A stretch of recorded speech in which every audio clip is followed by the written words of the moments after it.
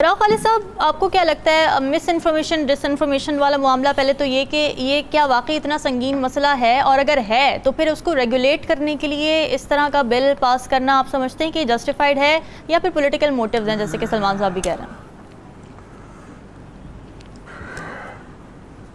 देखिए, जस्टिफाइड तो बिल्कुल नहीं है। हमारे मुल्क में ये इस पे डिबेट मुशर्रफ के दौर में भी हुई, उससे पहले भी हुई, उसके बाद भी हुई। बुनियादी तौर के ऊपर जो दुनिया भर में इसको टैकल किया जाता है, टीवी और अखबार के हवाले से मैं बात कर रहा हूँ, मैं सोशल मीडिया की बात नहीं कर रहा। वो डेफामेशन का जो लॉ है आपका, वो इसको कैटर करता है कि अगर आपने कोई गलत खबर दी है, किसी के खिलाफ गलत खबर दी है, किसी इवेंट को गलत रिपोर्ट किया है, तो उसको जिसको नुकसान पहुंचा है वो आपके खिलाफ डेफामेशन पे जाता है। और मुशर्रफ के दौर में भी हुआ, उसके बाद डेफामेशन के लॉ में कुछ चीज़ें भी चेंज की गई। तो बुनियादी तौर पे ये है।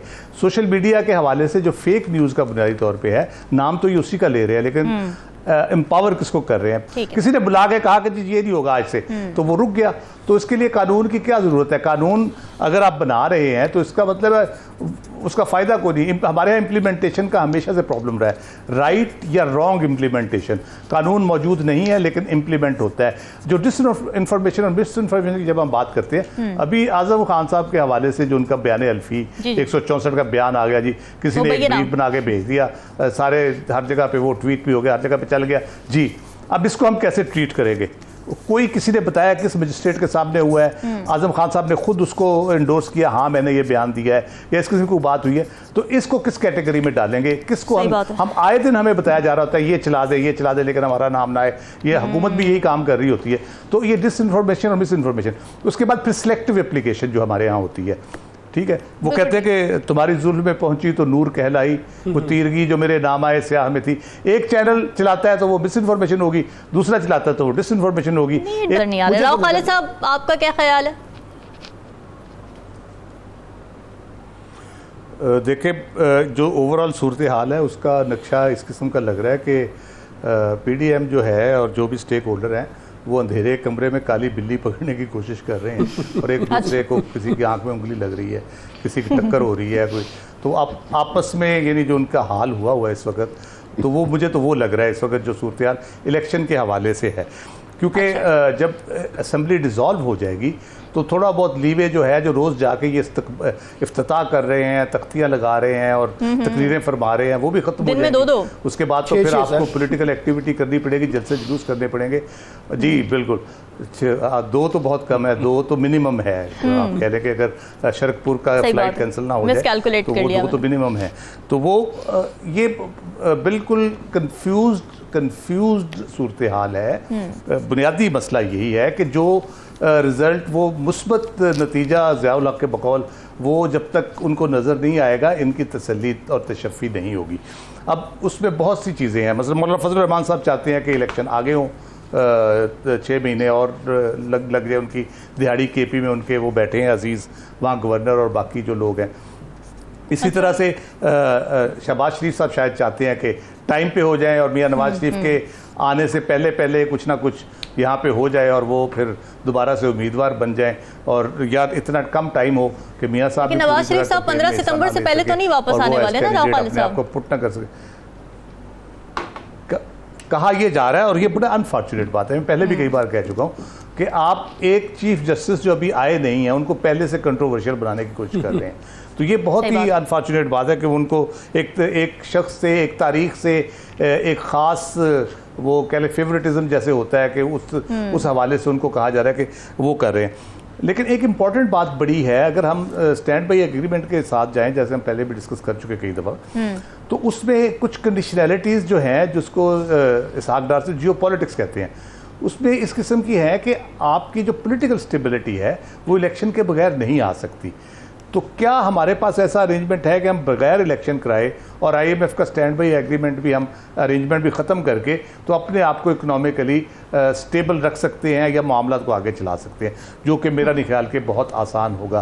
क्योंकि जैसे आप स्टैंड बाई एग्रीमेंट से बाहर जाएंगे, एकदम से आपका रुपया भी क्रैश करेगा, आपका जो इंटरनेशनल जो कह ले के विहार होता है कारोबारी, वो भी ख़त्म होगा, इन्वेस्टमेंट नहीं आएगी किसी तरीके से, लोग आपके साथ बिजनेस नहीं करेंगे, जिन्होंने उधार लेना है वो आपके दरवाजे पे आके बैठ जाएंगे कि हमें दें।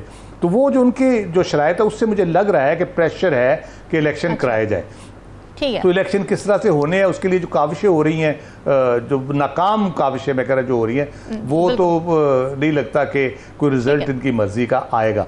तो देखें अब क्या आखिरी हरबे के तौर पे ये क्या तरीका इख्तियार करते हैं कि जान बच जाए किसी तरीके उस शख्स से जिससे ये बचना चाह रहे हैं। हाँ रियाज साहब, ये बताइए इस हवाले से क्या इत्तलात हैं आपके पास कि निगरान वज़ीर आज़म पर क्या मुशावरत अब तक हुई है? ये डर क्यों है हुकूमत को कि अगर टेक्नोक्रेट्स आ जाते हैं या ब्यूरोक्रेट्स आ जाते हैं तो वो एक्सटेंड कर देंगे? किस बुनियाद पे एक्सटेंड करेंगे वो? खालिद साहब, आपसे मैं जानना चाहती हूँ कि जो प्रोपेगेंडा के हथियार के तौर पे साइफ़र को अब इस्तेमाल किया जा रहा है, पहले तो चेयरमैन तहरीक इंसाफ पर ये इल्ज़ाम लगता था कि इन्होंने हथियार के तौर पर इस्तेमाल किया, अब जो हथियार के तौर पर इस्तेमाल किया जा रहा है, आपको लगता है कि जो PTI का वोटर है वो भी इसको इसी तरीके से लेगा जैसे हुकूमत दिखाना चाह रही है, बताना चाह रही है? देखिए, हुकूमत के लिए प्रॉब्लम ये है कि वो बार बार एक बयानिया बनाने की कोशिश करते हैं और बार बार उसमें नाकाम होते हैं। बुनियादी बयानिया उन्होंने क्या बनाने की कोशिश की? एक हमारे सहाफ़ी साथी थे जो हुकूमत को प्यारे हुए, हुकूमती तर्जमान बने और फिर मरियम औरंगज़ेब साहिबा से लड़के वापस दोबारा से सहाफ़ी बन चुके हैं। उन्होंने एक नैरेटिव शुरू किया था, अभी भी वो जब ट्वीट करते हैं तो उसी से शुरू करते हैं, और ये साबित करने के लिए वो हर चीज़, ये धूल इतनी उड़ाई जाती है। ओ देखे जी, हमने कहा था साइफ़र में उन्होंने झूठ बोला, हमने कहा था अलकादर में उन्होंने झूठ बोला, इद्दत के मामले पे झूठ बोला जी, देखे अब ना 190 मिलियन पे झूठ बोल दिया उन्होंने, और वो ज़िले शाह में उसमें झूठ बोल दिया। तो बुनियादी तौर पे एक जो नैरेटिव है वो ये बिल्ड करने की कोशिश की उन्होंने, अपने ज़रख़ेज़ जहन से उन्होंने ये एक चीज़ दी सोशल मीडिया को जो गवर्नमेंट को सपोर्ट करता है, गवर्नमेंट के वज़रा को। और आप पिछले 1.25 साल में देखें, उनके पूरा फोकस ये है कि PTI के चेयरमैन झूठ बोल रहे हैं, झूठे हैं, ये है वो। ठीक है, बात यह है कि किसी दूसरे को झूठा कहने से आप सच्चे नहीं होंगे। आप अपना सच बताएं, आप कितने सच्चे हैं, आपने कितनी रसीदें दी, आपने कितने सच बोले। साइफ़र के मामले के ऊपर ये एस्टेब्लिश्ड फैक्ट है कि साइफ़र आया था, साइफ़र में ब्लेटेंट इंटरफेरेंस थी पाकिस्तान के मामलात में, उसकी कंडमनेशन हुई, अमरीकी सफ़ीर को डिमार्च किया गया। और हमारी तारीख है कितनी दफ़ा हमने डिमार्च किया, शायद सलाला पे किया था हमने एक दफ़ा, और ये दूसरी दफ़ा ये किया है। मेरा नहीं ख्याल कि पाकिस्तान में कोई अमरीका को इस किस्म का डिमार्च करने की कोई हिस्ट्री मौजूद है। ठीक है, फिर हम जब उसकी वाक़याती शहादत पे जाते हैं, जो चेयरमैन PTI बार बार कहते थे कि ये इस तरह से किया गया, इस तरह लॉबिंग की गई, सारा कुछ उसी के मुताबिक सारी चीज़ें हुई हैं, 100% वही हुआ है। और अगर उसको पॉलिटिकली इस्तेमाल किया गया, वो हक बनता है। मैं आपको, इनको शायद तारीख याद नहीं है, जुल्फ़िकार अली भुट्टो ने जब जमात बनाई थी और अयूब खान से अलहदा हुए थे, ताशकंद मायदे को उन्होंने इस्तेमाल किया था। जगह जगह तकरीर जाके, ज़फ़र लाली साहब को यकीनन याद होगा, जगह जगह जाके तकरीर करते, ताशकंद मायदे में मुल्क का सौदा हो गया, मैं राज अफशा कर दूंगा, मैं इस तरह कर दूंगा। उसके बाद जब 77 में उनके खिलाफ तहरीक शुरू हुई, उस वक्त उन्होंने हैदरी किसिंजर का एक राजा बाजार में सो कॉल्ड ख़त लहराया था, ये ख़त आया, धमकी आई है मुझे, और ये इस तरह। तो बात ये क्या मजाक यानी हम बना रहे हैं अपना, इस तरह से इलेक्शन थोड़े जीते जाते हैं। आप चेयरमैन PTI को झूठा साबित कर देंगे तो इस तरह थोड़े इलेक्शन, लोग जब तक आपके सच पे यकीन नहीं करेंगे, खुद ही बनाना पड़ेगा और वो अपनी परफॉर्मेंस से बनाया जा सकता है। रियाज साहब, आपका टेक क्या है इस पर? क्या इस साइफ़र के मसले से चेयरमैन तहरीक इंसाफ के लिए मसले पैदा होने वाले हैं अब आगे जाके?